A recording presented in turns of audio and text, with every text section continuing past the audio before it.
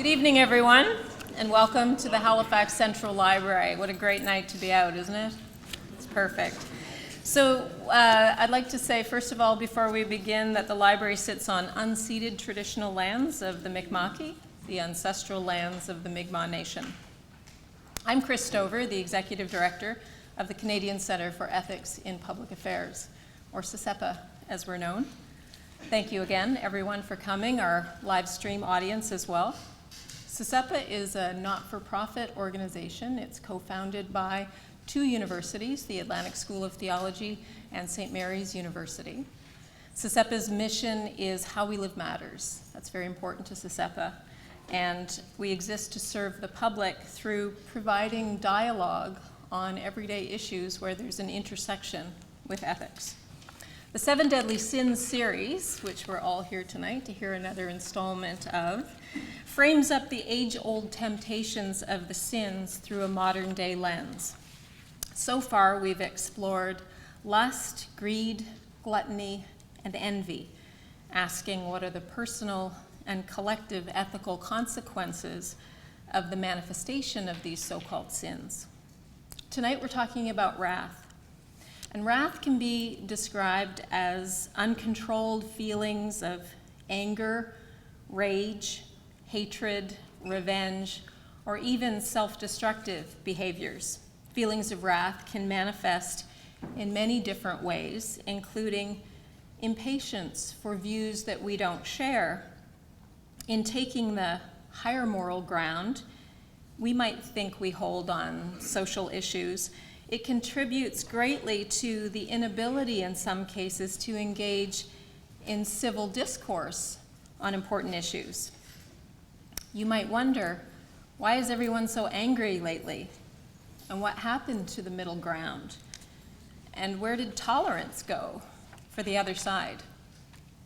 Our guest speaker tonight is Dr. Justin Tosi, who will help us get at some of the answers to those questions as they relate to anger and its expression about strongly held ideas and why it's becoming increasingly difficult to have difficult conversations.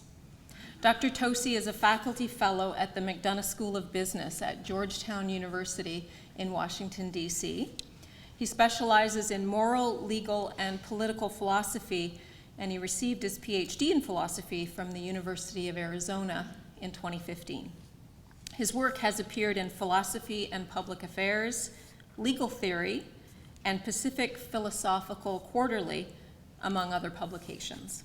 He's currently working on his first book. It's called Grandstanding, The Use and Abuse of Moral Talk, which he's co-authoring for Oxford University Press with Dr. Brandon Wormke.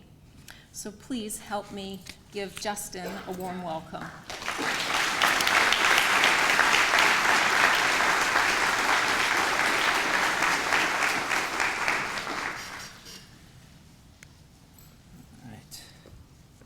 Well, thanks to Chris Stover and Jesse Hiltz from CCEPA for having me out. It's a great series. I'm really proud to be a part of it. And thank you to all of you for taking a break from being mad online long enough to come out and for fighting some, I don't mean to complain, but pretty terrible weather to come out also. I'm going to talk about wrath. And what I'll have to say is mostly negative. But I feel like I should start by saying I'm actually a big fan of anger. I think it's a very important moral emotion. It does pretty important work for us. And we shouldn't just cast it aside or try never to be angry. So to see this, I'm going to consider a contrary view. So this is psychologist Karen Horney writing an essay from the 1940s about vindictiveness, which is, I guess, a particularly nasty kind of anger, we would think. So Horney says, "There is no more holding back a person driven toward revenge than an alcoholic determined to go on a binge.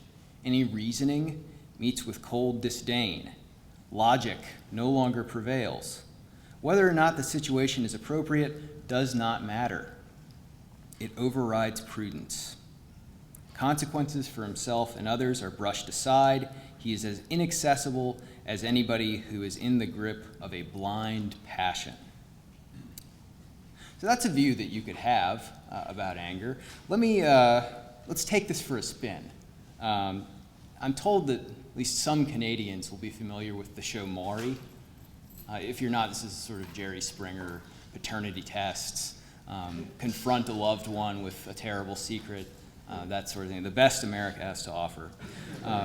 So I can remember watching an episode of Maury over 10 years ago now, and seeing someone say to her boyfriend, "Now baby, don't be mad, but I've cheated on you over 200 times." So I think that baby should be mad, and if he weren't, I think that most of us would think there's something wrong with him. In particular, that he doesn't have any self-respect. So we can imagine him, I don't see why not, maybe not getting even, that would take a very long time, but doing something to get back at this person who's wronged him terribly. And surely there's nothing wrong with feeling vengeful and doing that. And I think if all of us think hard enough, we can remember some time in our lives where we got even with someone and it wasn't over the top. We weren't like an alcoholic going on a binge. We were just angry, and it sort of led us to do something that made a whole lot of sense and still does. So there's progress on this front. Psychologists don't try to classify anger as just a negative emotion anymore, and philosophers have outgrown a phase that they went through for a while of seeing emotions as the enemies of reason. So it's now very common for philosophers to instead think that emotions can help us reach the truth about morality. So ask yourself, how do you know that it's wrong to light a cat on fire? Probably not because of any carefully crafted philosophical argument that you heard, but rather because it's upsetting to think about it. It's horrible, repulsive, disgusting, and so on. These are moral emotions, and anger can be one of them. So let me just point out a few things that anger does for us. So it alerts us to the presence of moral problems. If you see someone else expressing moral anger, you might think to yourself, oh, this person's upset. I should pay attention. There might really be something to this. It helps us respond appropriately to being disrespected, like baby. Don't be meek. Your interests are at stake, your anger is telling you. Stand up for your rights. They've been violated. And it also motivates us to act. It's sort of like an itch. It feels good to scratch it. So you're going to do something about your anger. It spurs you into action. But still, not all anger is healthy. So I'm tasked here mainly with talking about how it goes wrong. And I want to start with an example from the place online where people go to be angry. The comment section of recipe blogs. So I want to read for you an exchange I found. Whoops, I'm behind. Sorry about that. I'll read for you an exchange I found from a recipe for P.F. Chang's lettuce wraps. It's a copycat recipe. You can make it home, make yourself. This has nothing to do with P.F. Chang's, really. There were 551 comments on this recipe. Almost all of them are people fighting and being really nasty with each other. So here's my favorite one. Donna starts us off. Don't be fooled. Got food poisoned at P.F. Chang's Pasadena Sunday afternoon eating chicken wraps. Ended up in emergency for 4 hours. Food was salty. Also, others in our family had other stomach issues eating the food. Very disappointed in the food, not to mention cost of emergency room. Okay. Now we've got Glenn. Donna. People often think that it was the last place they ate where they got food poisoning from. Do you realize it usually will take 8 to 14 hours after eating for you to get food poisoning? Most likely it was your home-cooked meal you made your family and not the restaurant you ate at an hour before. Funny how people will always try and blame someone else for their own bad cooking. We're not done. Liza chimes in. Hi, Glenn. If you could refrain from mansplaining to Donna about her own illness, that'd be cool. And on the note of you being sexist, why would you assume that Donna cooked her last meal? Maybe your assumption has something to do with the fact that she is a woman. And furthermore, how do you know that she cooks for her family or that she even has a family? She mentioned her family, but whatever. God forbid a woman do something with her life other than having a family and cooking for them. Your assumptions are disgusting. And then just a couple more. LZ says, Liza, did you assume Glenn's gender because of his name? Interesting that you criticize someone for making assumptions by making assumptions. And then Pat, wow, assume much, Liza? Would you be saying the same thing if you thought Glenn was a woman? It's your assumptions and agenda that are disgusting. You are the one that's sexist. Now, okay.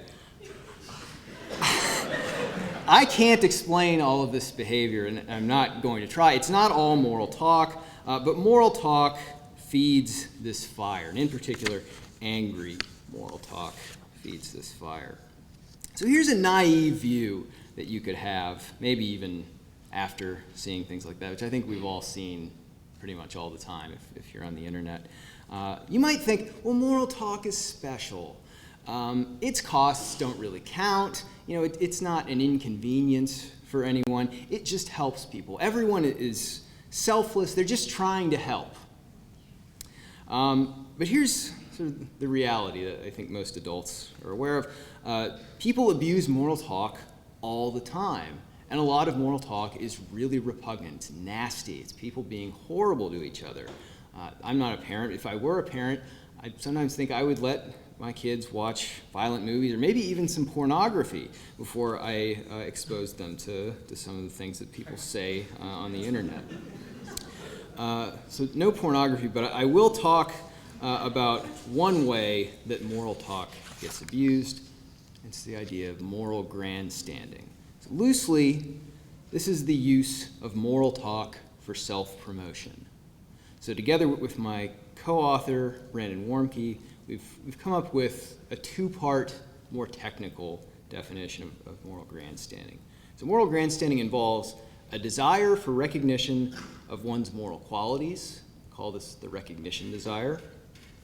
And further, it requires making a statement in an attempt to fulfill that desire. So if you got both of those things, you have moral grandstanding. If you're missing one or the other, not moral grandstanding. Okay, let me say a little bit more about these parts. So on the recognition desire, you want other people to see and be impressed by your moral qualities if you have this desire. So that could mean that you want people to think you're really good, like you're a moral saint even, or it might be that you just want to meet a threshold. You want, that would be good, huh? You want people to know that you're one of the crowd. You're on the side of the angels like them. Sometimes your audience is everyone. You want everyone to think that you're a decent person or a really, really good person. Or sometimes it's just people who share your moral or political views. On making a statement to fulfill that desire, you just have to say something that could potentially present you in a positive moral light. So if you get up and say some complete nonsense, say you're drunk and you're thinking, like, I've really impressed all of them, this can't be grandstanding either. It's got to be the right kind of talk.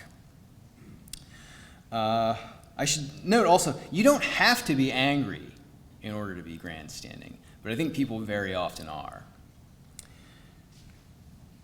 One final note about this recognition desire. People are complicated. We all act from mixed motives all the time. I suspect that most of the things that we do are aimed at impressing people in one way or another. But we think that in order for some bit of speech to count as grandstanding, the recognition desire is to play a very significant role in motivating you to say the thing that you say. So how significant? Well, I think you would have to be disappointed if it found out, if you were to find out that you didn't really impress anyone. So fairly significant, but not the only thing that's on your mind. Let me give you just a couple of examples of grandstanding. There's a video of this. I should say, and I'll get more into this in a moment, this is not a partisan phenomenon. Everyone does this, including me, by the way, I should say. But the first example I have, there's a video of this that you can find online. It's worth watching. This is a woman at the inauguration of Donald Trump. She is sitting on the ground, looking very upset, shaking her head no from side to side, closing her eyes. But you see her at one point look at the camera to make sure that she's on. And then when it's announced that Donald Trump is the next president, she screams to the heavens, "No!" It's a little bit funny, but it's very clearly grandstanding, I think. I don't like to call individual people out for reasons that I'll get to, but this is about as clear as it gets. Here's, just for balance and also a clear example from the other side, Ann Coulter, after the September 11th attacks, wrote in a column, "We should invade their countries, kill their leaders, and convert them to Christianity," they being the Muslims. So I think this is, if it's anything, is Ann Coulter letting her in-group know just how strongly she feels about radical Islamic terrorism. She's grandstanding. Okay. We've done a little bit of empirical work about this. So Brandon and I are working with a social scientist named Joshua Grubbs, Bowling Green State University. Here are the things that we've found just from a quick pilot study. So first, this is the only thing that really surprises me. People freely admit to grandstanding. They say, "Yeah, I'm great at that. I love doing it. Like, I'm better at it than all my friends. I grandstand all the time." I found that surprising, but at least they're self-aware. We also found those who admit to it score higher on a narcissism scale. Not so surprising. And finally, as I said, there's no particular ideology correlated with grandstanding. So if you know someone is in the US a Republican or Democrat, I'm not going to try to remember what all your parties are here, it doesn't tell you anything about whether they're more or less likely to grandstand. So as I said, everyone does it. We're all culpable here. Okay. Let me tell you also some things that grandstanding isn't. So first, it is not any moral claim that you disagree with. So if you pay attention to the way that people use this term and similar terms, that's what you might think that it is. We tend to notice more probably when people we don't like are behaving this way. But grandstanding is not just moral talk you don't like. Sorry, you'll have to find other reasons to dislike it. It's also not false moral claims. You can be saying something that's absolutely true and still be grandstanding. You can also be giving an argument and still be grandstanding. Grandstanding is also not just moral claims that you suspect are insincere. It's not just cheap talk. I actually think that most grandstanders are sincere, and as we'll see, that turns out to be a source of pretty serious problems. Finally, if you spend a lot of time on the internet, you might have encountered a term, virtue signaling. So this is and isn't what I'm after. I think that when people talk about virtue signaling, they do mean grandstanding. So let me explain why. So for one thing, you can signal without meaning to. So in the US, at least, we have this chain of grocery stores called Whole Foods. That's where most progressives shop. Not most progressives, I don't know what I'm saying. Their customer base is mostly progressives. There we go. So shopping at Whole Foods sends a kind of signal about your political views. But you might shop there and not like this idea, right? You might be wearing dark sunglasses and thinking, I hope no one sees me going in and buying the dark chocolate that I like. So you can signal without wanting to, without meaning to, but grandstanding requires an intention. You have to be trying to impress people. Grandstanding also often is not about virtue. Sometimes it's just saying, like, look, I'm a decent person. I fit in with all of you. I'm one of you. Virtue is an excellence of character. It requires something much more demanding than just mere decency. But a lot of grandstanding doesn't aim that high. So for these reasons, I think virtue signaling is just not the best term here. This is why I prefer to talk in terms of grandstanding. All right. How do people use anger to grandstand? Well, for one thing, they use anger to get other people's attention. Like I said, when you see someone who's expressing moral anger, you might think, wow, I should pay attention here. This is serious. They also use moral anger to feel self-righteous and appear self-righteous to other people.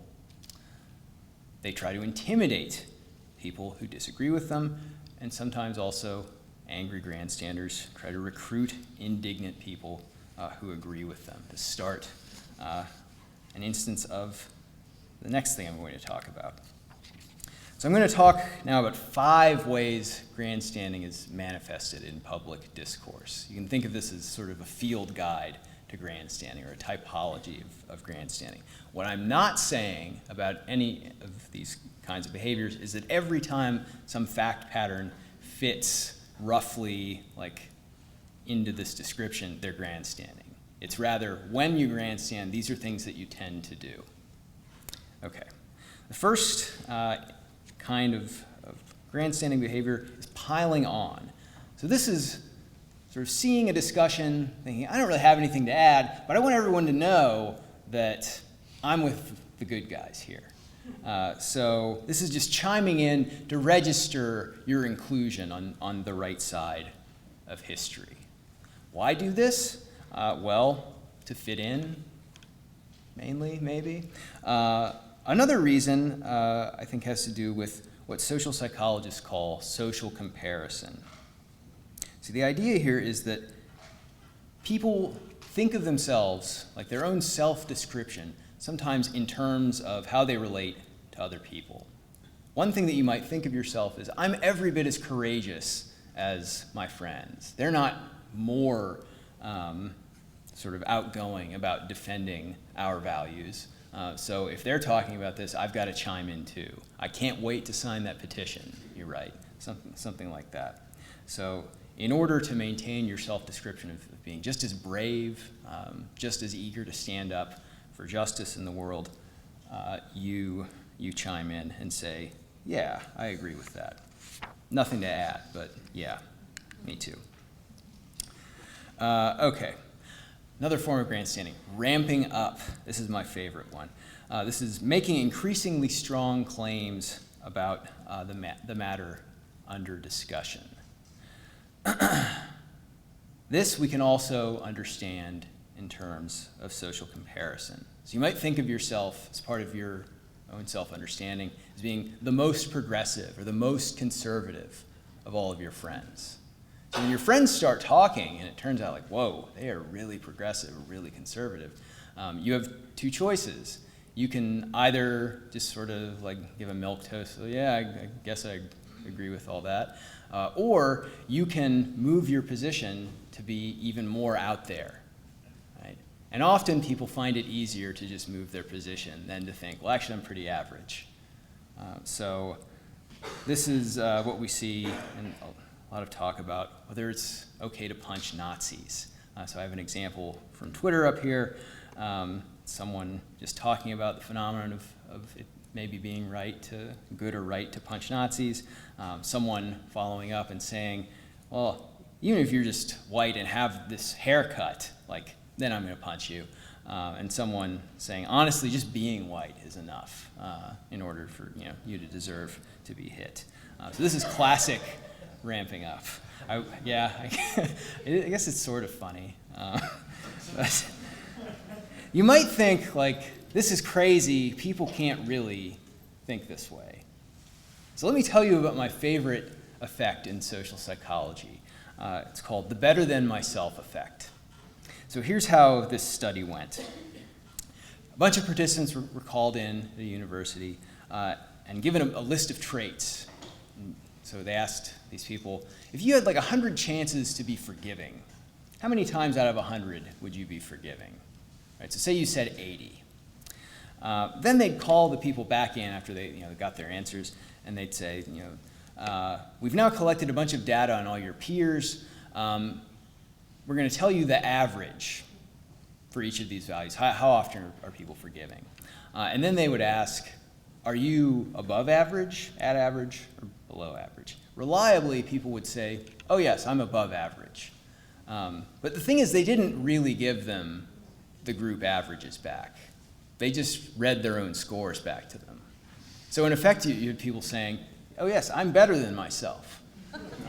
So this is the phenomenon as clear as day. And it results in what Brandon and I call a moral arms race. So people aren't after the truth any more than the US and Russia were after the correct number of nuclear weapons. They're after the most extreme position they can get away with while still impressing their friends. Third, trumping up. This is insisting that there is a moral problem when in fact there is none. So the idea here is if I spot like a really avant-garde moral problem, something really out there, I must be especially sensitive. Right? I see injustice in the world even more clearly than all of my friends. So there's an incentive to discover new moral disorder in the world, to be sort of at the forefront of your group. So here are a couple of examples. One, the war on Christmas. I don't know if this war is going on in Canada. In the United States, every year, people throw temper tantrums about Starbucks coffee cups not having enough Christmas stuff on them. I think it's just narrowly plausible that these people are just trying to seem sort of the most devout Christians. Just a guess. Another example, the University of Ottawa had a yoga class for the disabled that was canceled after protest because yoga had been appropriated from a culture that has experienced oppression due to colonialism and Western supremacy.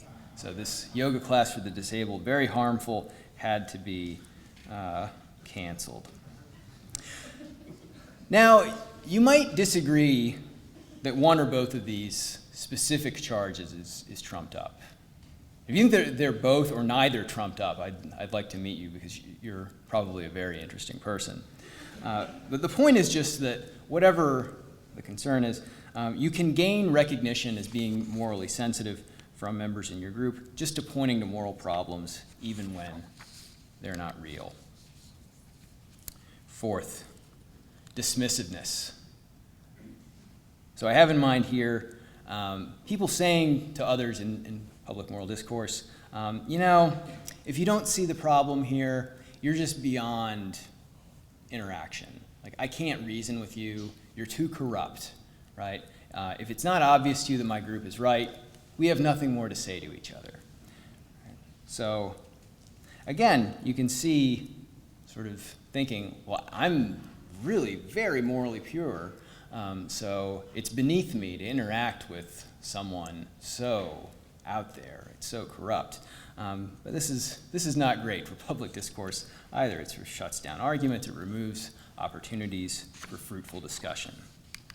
Then finally, we have excessive emotional displays, and our friend again.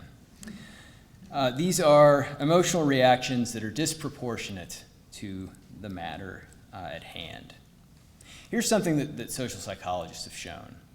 When people display strong emotions, these are often reliable signs of moral conviction.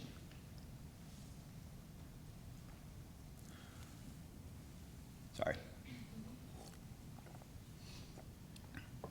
This is a natural thing to think.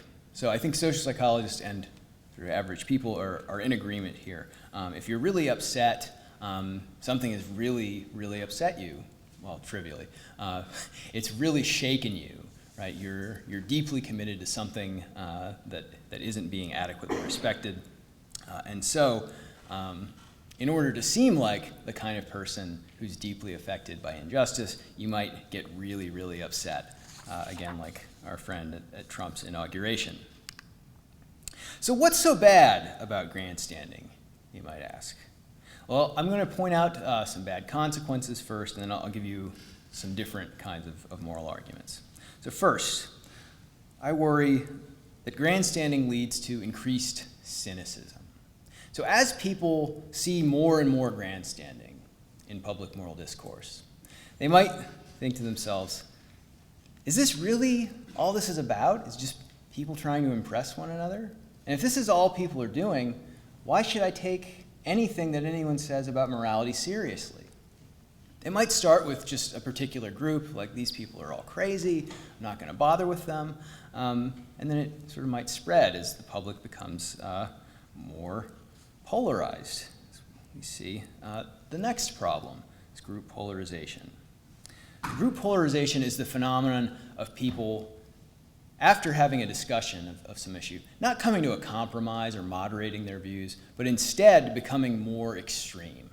So here's something from an experiment that Cass Sunstein did. He had people come to a town hall meeting and discuss gun control. So he separated people into groups. He found if you got the people who were for gun control to all talk together, they would emerge, if they started from sort of a moderate position, say like, yeah, we should do something about all the guns, to after discussion, moving toward much more extreme gun control measures, and the same on the other side. So again, the worry here, because this is just ramping up, is not just polarization. It's not just a widening gulf between different groups. The worry is that people are going to come to hold false beliefs, because again, the incentive when you're just trying to impress your group isn't to get to the truth of the matter. Right? It's not to arrive at the moral truth. It's to impress your group. So you don't stop once you've got it right. You stop once they think you're crazy. And then finally, most on point for the subject of this talk, outrage exhaustion. So you sometimes see people say, if everything is outrageous, nothing is outrageous. And this is basically this idea. So there are two related problems here. One is for your audience, so as a grandstander. And the problem is that people will have a more difficult time recognizing when outrage is a reliable signal that something is wrong if everyone is outraged all the time. So it no longer will have this effect of, oh, someone's really mad, I should look into this, if everyone's just mad about everything. Second, this is a problem for people who grandstand. So the worry is you can only be outraged so much, so often. So if you're constantly at 11, right, there's nowhere else for you to go, and then Trump does something even worse that doesn't involve Twitter, then what do? You're already as outraged as you could possibly be. Your friends are used to seeing you outraged all the time. How can you become more outraged? So the worry is it'll become more difficult to muster outrage when it's appropriate for you as a grandstander.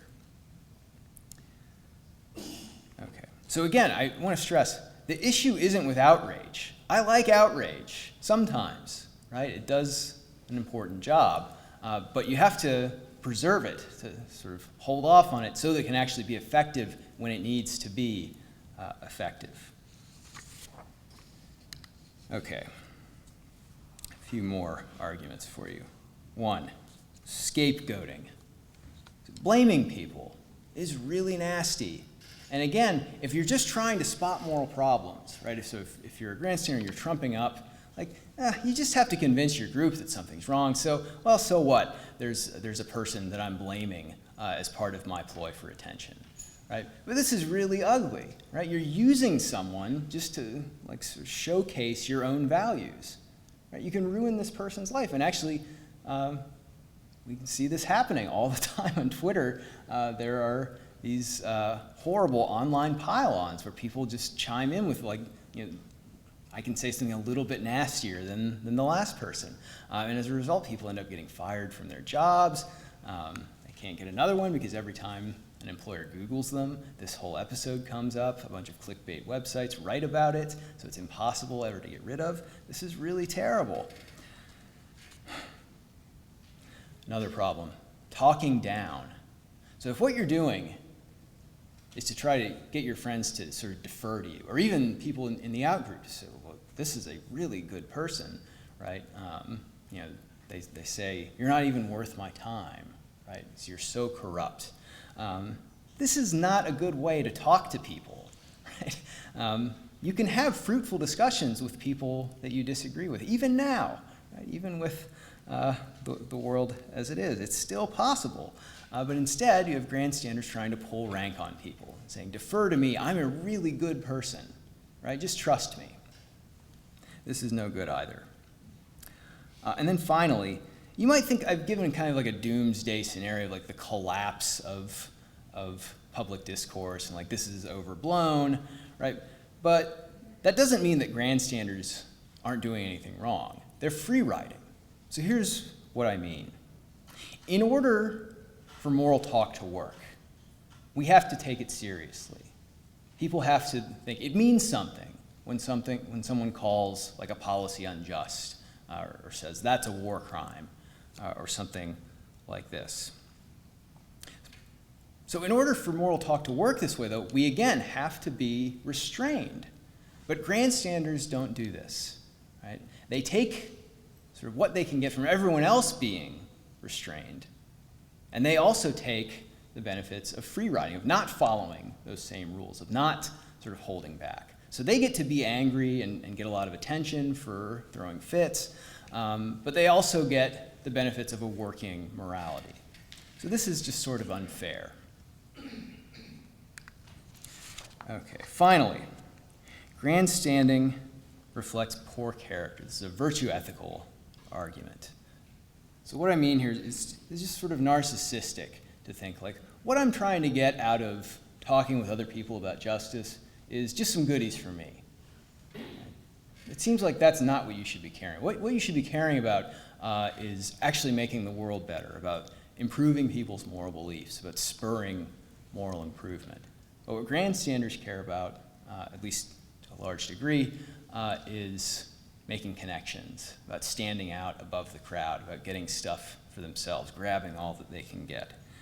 So here's a line from philosopher David Schmitz. If what you care about is showing your heart is in the right place, your heart is not in the right place. All right.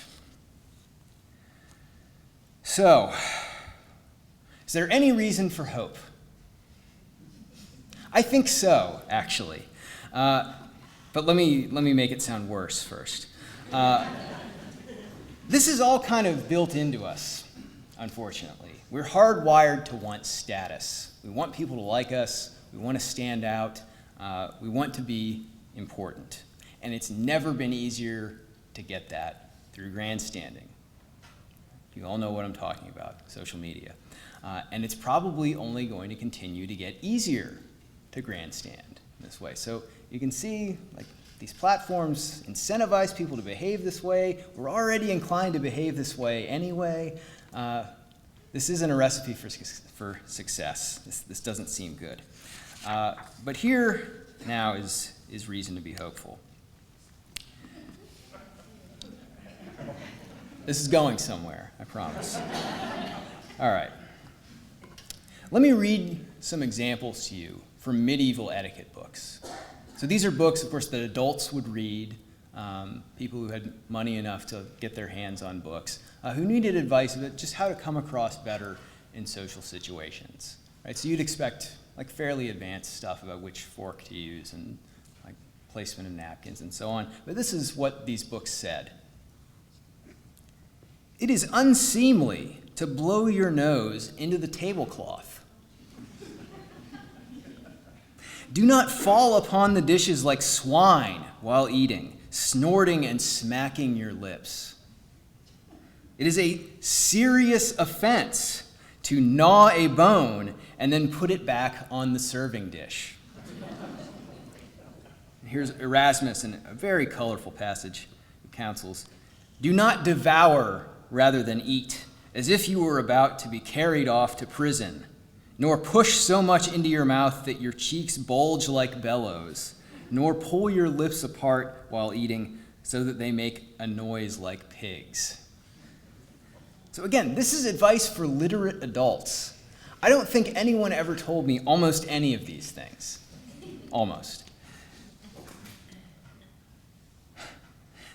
So you might have thought, if you were alive back then and you saw people in dismay, there they go, with the nose blowing, the tablecloths again. You might have thought, well, as we get more and more access to sort of fancy group dinners, as napkins are invented, you might think, well, now that there are tablecloths for the lap, the nose blowing is just going to get worse. Right? Because the technology is supporting this behavior. We're naturally inclined to do all these things because they feel good. They just feel right. But instead now, all of this is regarded as shameful behavior. You wouldn't do it, most of it, in the privacy of your own home. Right? It's just embarrassing. Why? Well, because social norms changed. Right? So I think that we just have to make the tide turn against grandstanding in the same way that the tide turned against bad table manners. Bye, Alex. All right, so how do we do this? Well, here's the most natural thing that you might want to do. Start calling people out when you see grandstanding behavior. But I don't think you should do this. For one thing, this is not what moral talk is for. It's not for pointing out every single moral problem. It's not for separating the morally pure from the morally impure. So if you do this, also, it's not going to work. Right? People are very sensitive about this. They'll take it personally. They will probably accuse you of grandstanding somehow in return. And in any case, knowing whether someone's grandstanding involves a bit of mind reading. I don't think you can read it just off of someone's behavior without knowing a whole lot about them.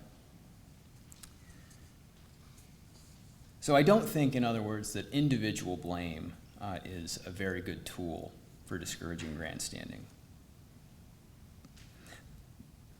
There's also a concern about what I'd call conceptual drift. So by this I mean a phrase is introduced into the public and it starts off meaning one thing, but then people really like using it.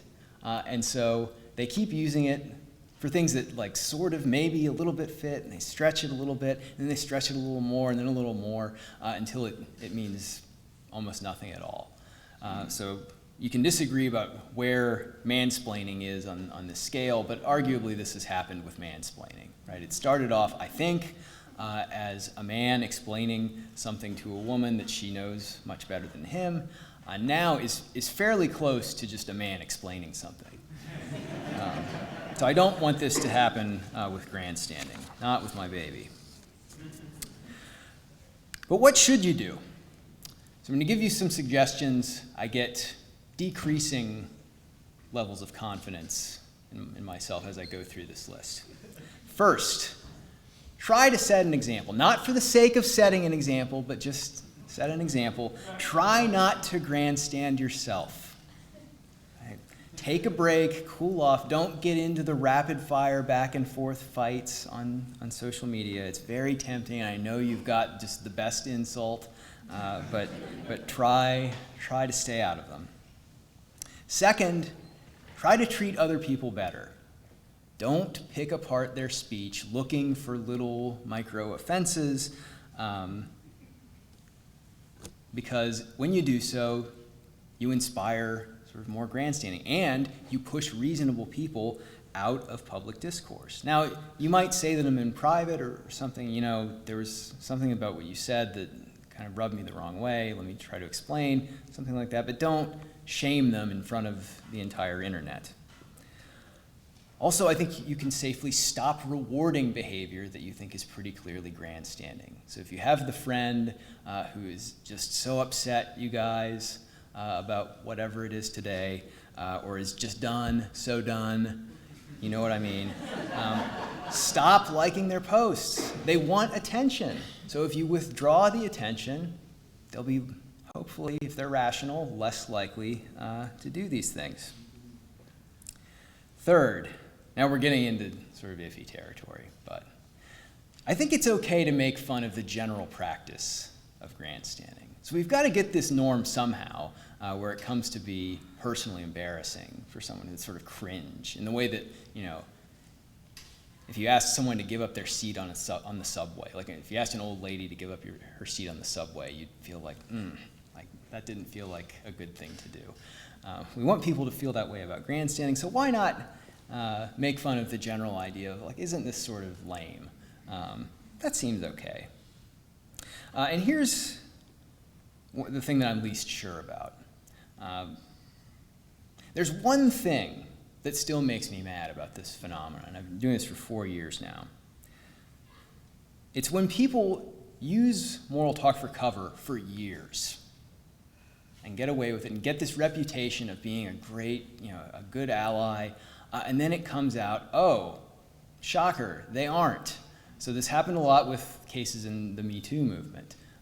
People who had reputations as being very progressive, and I just don't understand. They paid lip service to all the right progressive values, people would really say. I just sort of think, come on. Maybe if it's ever okay to blame an individual for grandstanding, to call them out and shame them, this is when it's okay. When you know maybe firsthand, or you have irrefutable proof this person does not hold the values that they claim to hold. Maybe we can make an exception just in those cases and say it's appropriate and maybe even productive to shame them for grandstanding. Okay, that's all I have. Thank you.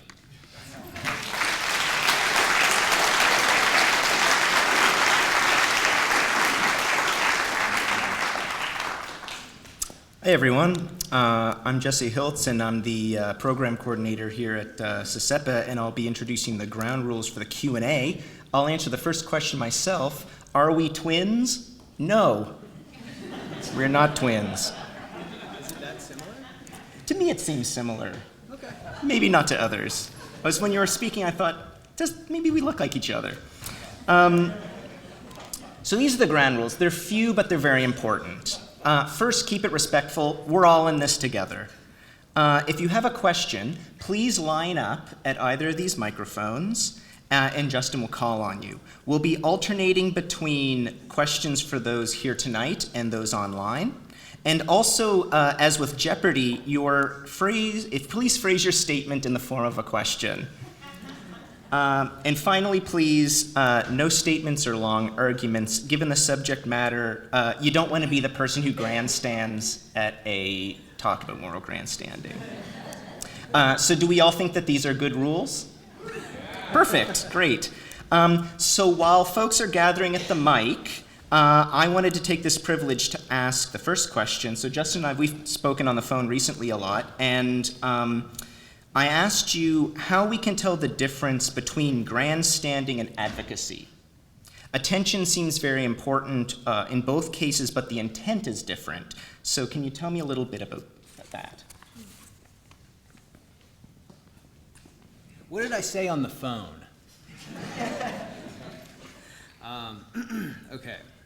How can you tell the difference? Do you mean as the person speaking or as the audience? Either is fine. Okay, so here's the thing. As the audience, I really believe it. It's pretty hard to tell just looking at a random person's speech, like something they've written or watching them talk. It's generally pretty hard to tell when they're grandstanding. I also don't think it matters that much in individual cases. So if you notice, a lot of the bad consequences in particular that I pointed out, these are reasons that grandstanding is damaging because a lot of people do it. Right? So the problem is almost never that any one person is grandstanding in any one case, or maybe even all the time. They're just one person. Right? So I guess I would worry more about making the charge of grandstanding into a useless social charge than I would about identifying any one grandstander. So how can you tell the difference between grandstanding and advocacy? Don't worry about it, I guess is what I'd say. Okay, we've got one question over here. Yes? All right. I have a few issues. So I'll just address them one by one. And Could you just ask a question, maybe? yeah, That it's a would be question, but better. it's about things that you said that, okay, you conflated. So hold on, wait. Let me just. It's a I'm question. not good at remembering long lists of things. I'm just telling you honestly. Okay, so I'll make it short and sweet. Okay, each one, excellent. If you want, prefer that. Yeah. First one was you conflated the War on Christmas, which is from a privileged group in North America, with people from India or from other places who have been practicing yoga, and their critique of the cultural misappropriation of yoga. And as someone who comes from a place who our traditions were also banned by the British when they invaded us, I think it's important to be conscious of that history so you don't make a mistake of further insulting people who are already marginalized in society. So I was wondering if you're conscious of that as you made your statements. Am I conscious of cultural appropriation? Not really, to be honest with you. Let me just say though. I would suggest that you do some research on that. Okay, I've got it. As a white person, speaking about other people's culture is fundamentally insulting. Like you have a responsibility as someone who's doing research to know what the hell you're talking about. Okay, I think we're done. No, we're not. No, we're done. No, you said we're supposed to have a question as a white person who's No. doing white-splaining and mansplaining. We need to have a conversation. You get one question. No, you said you didn't like points, so I was short. I followed what you asked for. So if you want to be respectful, respect the person who's asking you a question. It's not that difficult. I feel like you're grandstanding. I know that. Okay. I shall live with this. James Baldwin, you should look him up. I've read James Baldwin. Beautiful. Very good. James Baldwin said, if you're African and conscious in America and you're not outraged, you're not paying attention. So I think as a white person speaking about so-called grandstanding and outrage, you need to be conscious that you have a privilege of ignoring the realities of what happens to some of us in this society. And the way that you're interacting with me right now is a fundamental display of your arrogance and the white acceptance of this messed up shit that we're dealing with. Because right here in this room, I did not say anything that was messed up. I just asked you a very simple question, which was to respect people, which is what you say we should be doing. But yet, your choice was not to respect, but to dismiss. And secondly, the crowd supported that. So you might call this grandstanding. I call this being an African. And in a society that just tells us that we need to conform, which is basically what your stuff says. In the most yeah. Conformation or conforming to a sick white supremacist society is cultural genocide. So some of us are collectively refusing to conform. And please, in the future, understand the basics of cultural misappropriation. As respectfully as possible. As respectfully as possible. Can I? And now I'm done. Okay, thank you. Well, thank you for voicing your. We know that cultural appropriation is a difficult subject, right? And we do thank people for coming out and speaking in the public arena. It does get tense, right? We have a lot to learn from each other. And no, that said, thank you for speaking. Thank you for your response. I'd also invite other people to ask questions as well. And we'll all try to leave having learned a little something from each other. Okay? Let me say one thing just briefly, if you don't mind. I didn't mean to dismiss you. I know that I recognize that you felt dismissed, and I apologize because I realized that I could have handled that in a way that perhaps might not have resulted in you feeling that way. However, it is important to me to answer a lot of questions because there are a lot of people at this talk. So thank you for yours. I'm sorry that we apparently disagree about some pretty fundamental things, but thank you for your question. Okay. Check. Okay. One quick observation and a related question.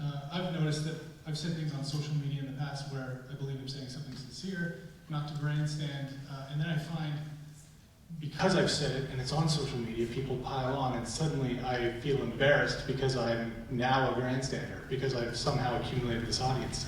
And then the related question is, do you feel that there's a way, I'm coming to you, like I'm speaking to you as a programmer, and as somebody who develops software, do you think there's a way that technology, particularly social media technology, can start to address these issues? Is there a technological solution to making these sites, more friendly to playing down grandstanding? Yeah, good. That's a great question. So here's one thing that I've noticed. That exchange that I read from that blog earlier on, that stretched years. It spanned multiple years. So one thing that I think I read about recently is the algorithms on social media sites privilege material that gets engagement, right? So it can be very hard for things like the post that you described to get them to go away quickly. And I don't mean just by deleting them. I mean they just stick around for a long time at the top of people's feeds, and so the result is you get these pile-ons. So that's one thing that sticks out for me as being a source of problems, because a lot of things that people get upset about tend to look worse as time passes, right? So there are new facts coming to light, and then something looks embarrassing, people don't notice the date, and they think you're saying something much worse than you meant to say at the time, and you get these crazy pile-ons.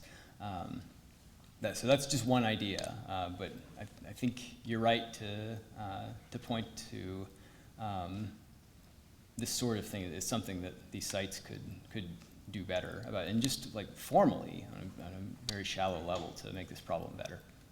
It's a very interesting topic. Thanks. Thank you. I get a question from online here. Well, I have two. This one's better. Do you think... Thank you, online audience. Do you think moral grandstanding has ever been used to intentionally erode moral talk?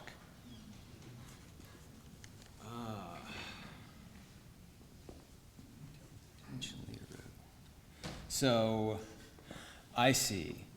So you can imagine someone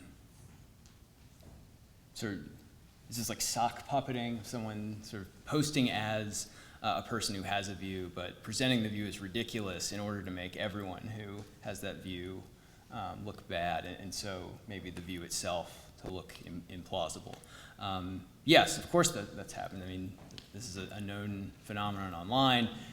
That is, people post anonymously or using another screen name or something to make it look like a lot of people agree with them, or to make the other side look stupid or something like this. And then sometimes you'll have people on the side that's been parodied jumping in and saying yes, finally, this sort of thing. Yeah, this absolutely happens.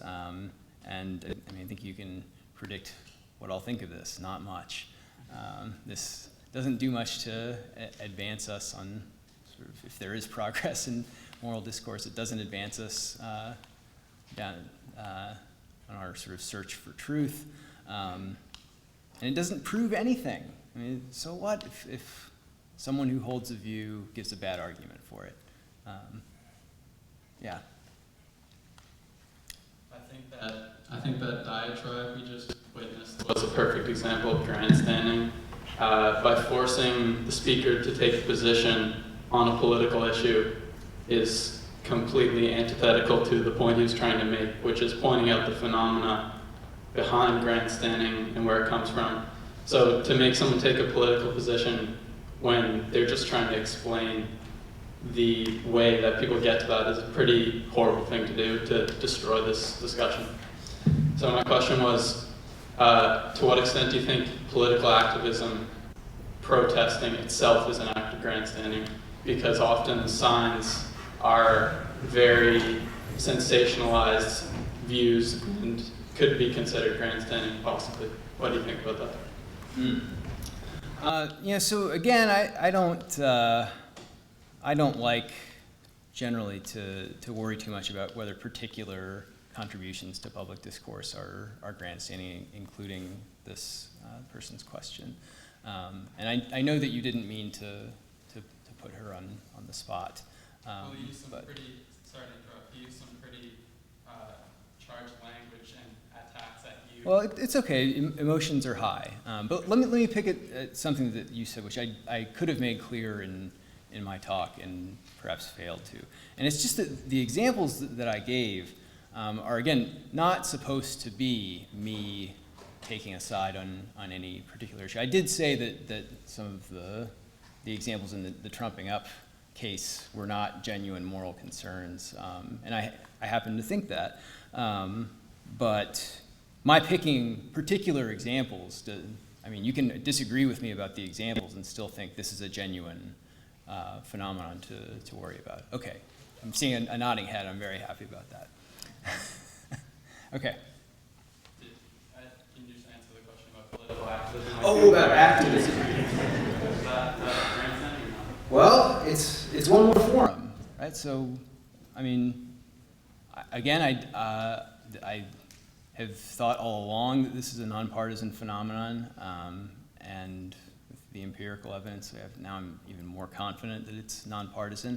That being said, what should you expect grandstanders to do? To post on social media and to engage in activism. Now that does not, I don't know how many activists are grandstanding. I don't particularly care, but of course, yeah, almost trivially, yeah, a lot of activists are probably grandstanding. And I should say one more thing about this. I didn't stress this enough in the talk either. Grandstanding can have good consequences, right? So suppose the argument I was on the receiving end of was right, and suppose that person was grandstanding. She could have been right? I might have said something terrible and made a massive moral mistake, right? And maybe it took a lot of courage for that person to go up there and say that, and she might not have done it if not for the prospect of impressing people. Now, I would still say that engaging in public moral discourse for the sake of impressing people tends to be bad, but on balance, it might be the best thing to do. You might say that about activists in general. Thank you.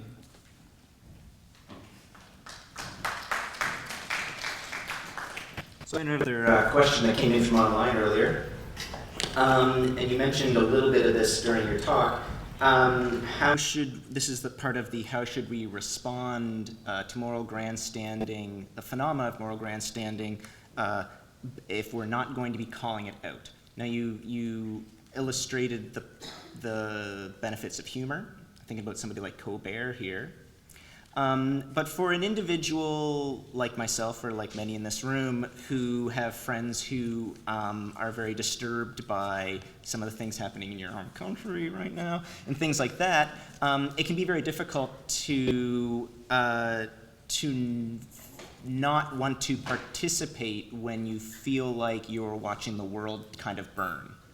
So in the kinds of research that you did in social psychology and whatnot, can you maybe say a little bit about the kinds of social psychological phenomena that lead people to want to defend their groups? And what are some of, you mentioned hardwiring in our brain, how those things kind of create a looping effect in which we kind of can't help but take positions in defense of a certain kind of moral claim. So to make that a nicer question, is there a way that we are fighting against our genes in our brain to try to have a civil discourse? Okay, that is a huge question. I don't have particular literature to cite off the top of my head. I can tell you that people's group identities are extremely important to them. It is part of how they conceive of themselves just as persons.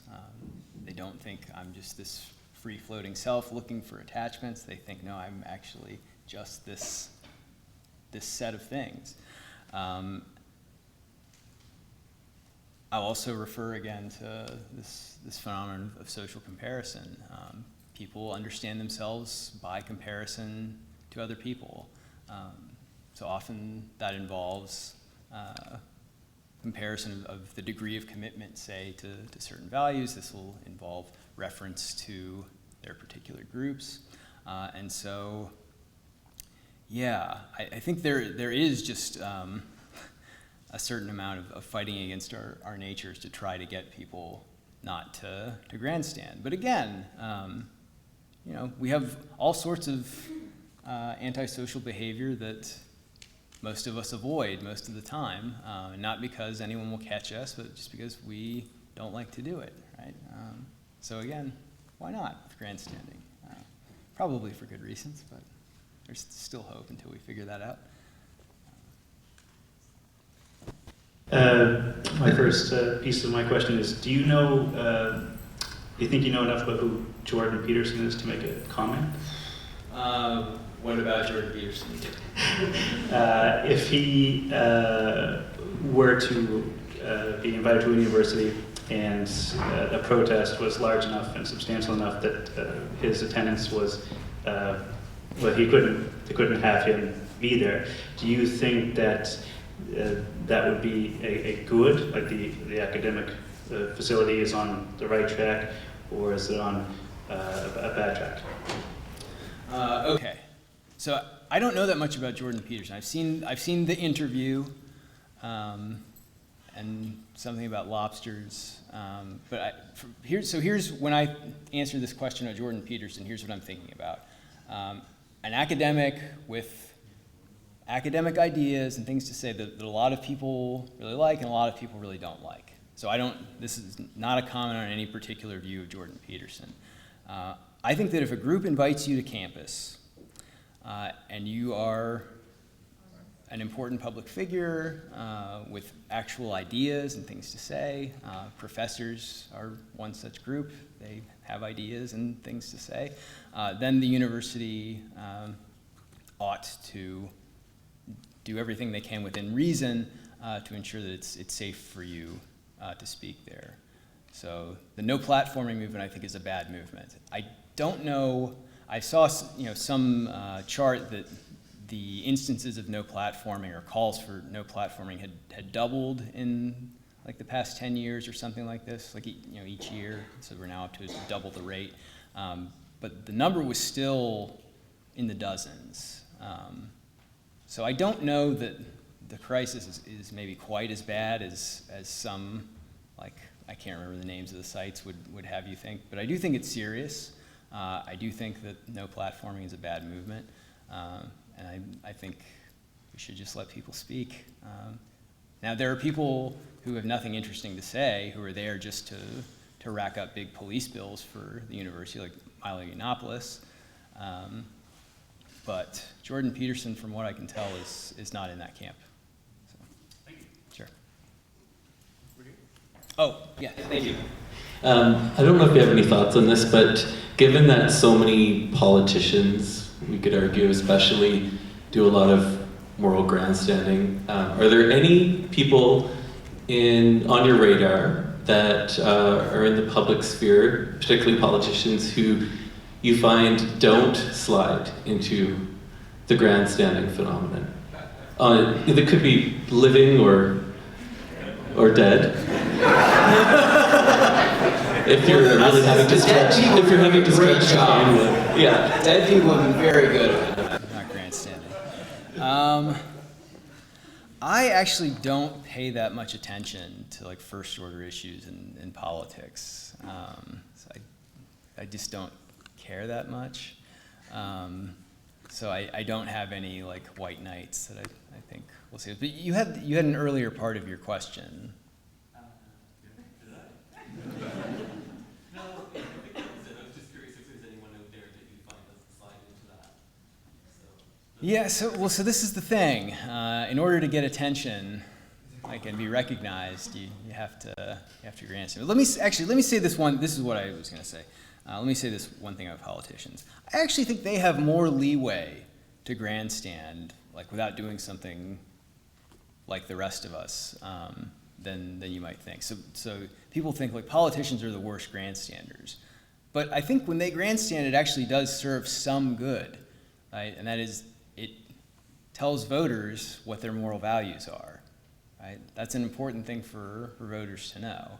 So while their grandstanding might still do other damage, at least it contributes that much. Whereas when all of us go on social media and grandstand, it's pure cost, not doing any good for anyone. So, thanks. Hey Justin, hey. So great to have you here. I think you did a great job at identifying some of the harms associated with moral grandstanding, and some of those were, it makes us more cynical, it makes us more polarized, we can get exhausted. And I was just thinking, in the back of my head, I wonder if there's another harm associated with moral grandstanding, and my question is, do you agree that there's a bit of a chilling effect that comes with moral grandstanding?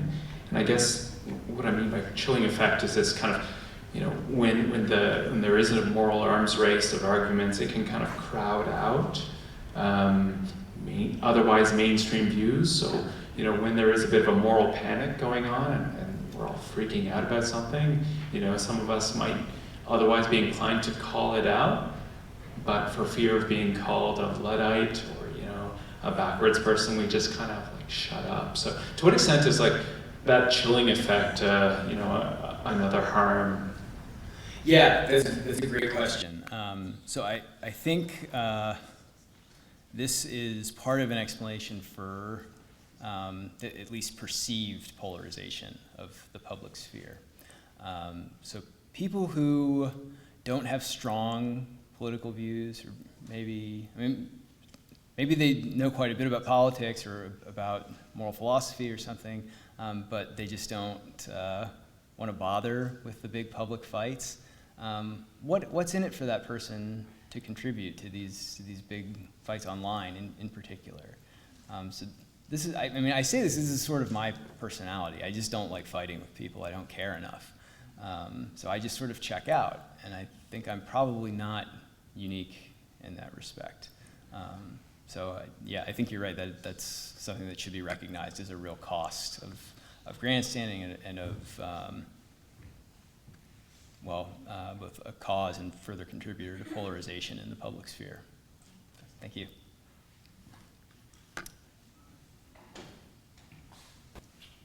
Good evening. I'm curious what strategies you would recommend for disrupting mainstream perceptions that may not fall under the category of moral grandstanding. Could you say a little bit more about what you mean? Yeah. For someone who may like to contribute to a conversation in a way that may disrupt the popular narrative, how can they do that in a way that it can be well received and contribute to further conversation? Oh, good, okay. So the thought is maybe a person has a novel moral concern and they're worried that they'll be lumped in with people who are just trumping up nonsense. Well, more, even as we may see this evening, there's different perspectives that we may have on any end of the spectrum, and so how can we present those as possibilities for further conversation in ways that is not polarizing or contributes to moral grandstanding? What strategies would you recommend? I see, okay, thank you. So, I guess two off-the-cuff ideas. One is that a lot of public discourse is so nasty, in part because it becomes so personal. This is partly because of perhaps the rise of identity politics, probably for a lot of reasons that I haven't thought much about either. So one way of contributing better to public moral discourse might be to try to depersonalize your political concerns. Now, I know there's a slogan, the personal is political, but there's always some abstraction that can be introduced, and that usually helps people not feel attacked or put on the spot.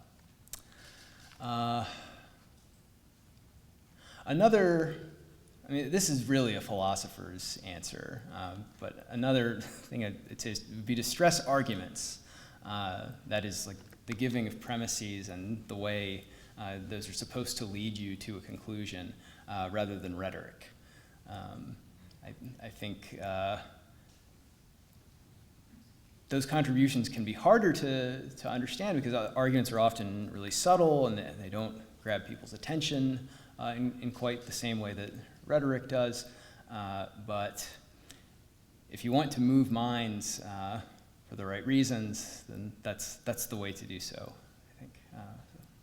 That's not an adequate answer at all to your question, but it's a start, so thank you. You're up. I want to say thank you for your time. I actually heard you over the radio on the CBC, and I said, oh, that sounds like a good idea. I'm going to be here. My question is, what is an appropriate means of communication for grandstanding without having to have the public shaming in the sense to be, I want to say attacked, like essentially be called out to be as a grandstander? I'm sorry, I missed the first part of it. What's an appropriate what for? What is an appropriate means of, so what channel of means, so like whether it be this presentation to radio or Facebook, Twitter, or whatever outlet that would actually be used for communicating, what would be a good mechanism for actually grandstanding, but without having to have the ridiculization of being called out as grandstanding? So are you asking me how to get away with grandstanding?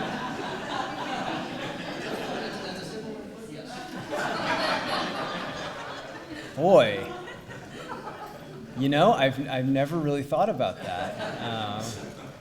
I suppose I would say go where the grandstanders are, because Twitter is a good place. Like in a presentation like fashion.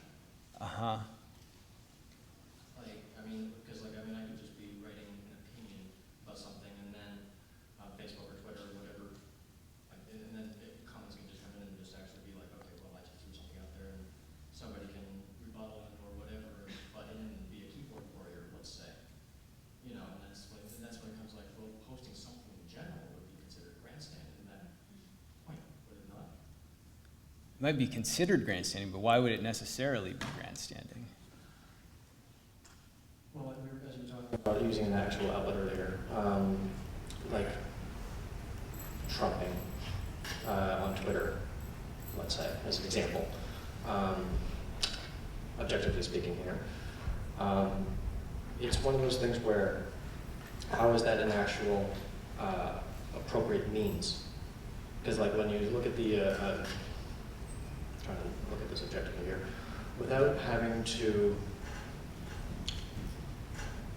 utilize something that is so simple and basic for anywhere from public to political usage, and not be attacked essentially by media, essentially. Because like that's another, when I say media, I mean like on TV coverage or magazines that would say, oh, well, Trump said this now.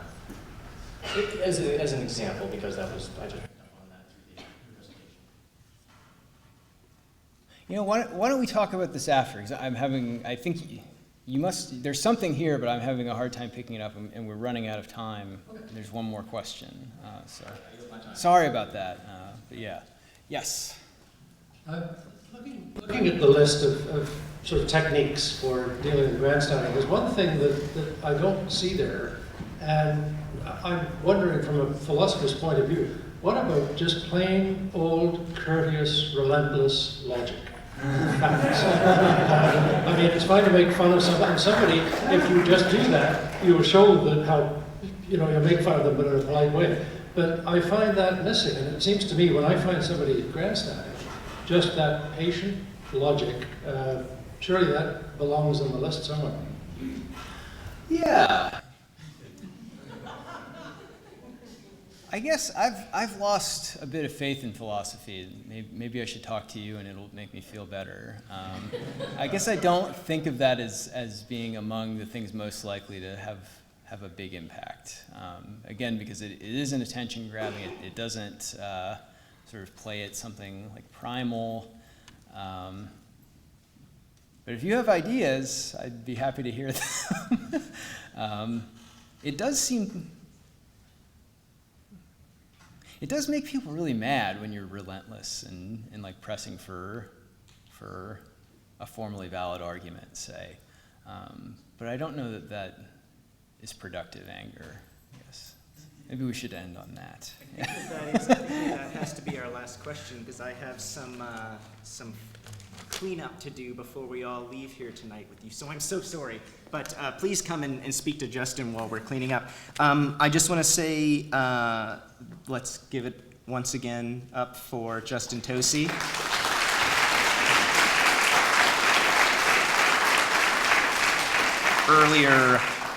Earlier we were discussing at what point Justin would no longer be speaking about moral grandstanding, and he said, well, it'll depend on how the events go. And at CCEPA, we delight in the meeting of the minds. And as we've seen tonight, and in most of our programming, and in the public sphere, it's not all cookies and tea. But it is very important to be able to engage and understand others. And to that, I think that we can have some success. On the behalf of CCEPA's founding institutions, the Atlantic School of Theology and St. Mary's University, our board and staff, a sincere thanks to Dr. Tosi, and we wish him luck finishing his book.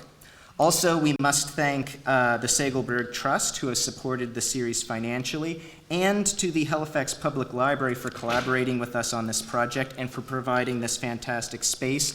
This library is a great example of why we should invest in public spaces. You should see next to you somewhere some event evaluations. Please take the time to let us know what you think about what we're doing so that we can do better in the future. Our next talk in the series, Sloth, is on May 30th here. And the chair of the English department at Brandeis University, the aptly named John Plotz, will be here. And he will be addressing our current feelings of detachment, alienation, and despair in life and at work. And he'll be asking how great works of literature and art can tell us about how to deal with our struggles to stay on the right path. And that one's called Too Tired to Care. And after that, on June 14th here at the library, we'll have the final installment of the 7 Deadly Sins series, and that one is Pride.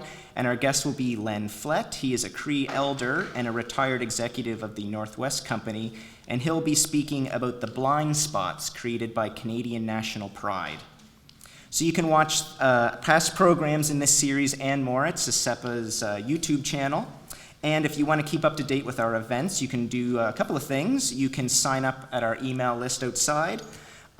You can sign up on the back of your event evaluation, and you can also follow us on the social medias, where we post interesting stories and other things ethics related, or of course you can visit ccepa.ca.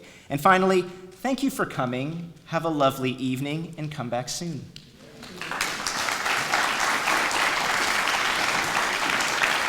Thank you.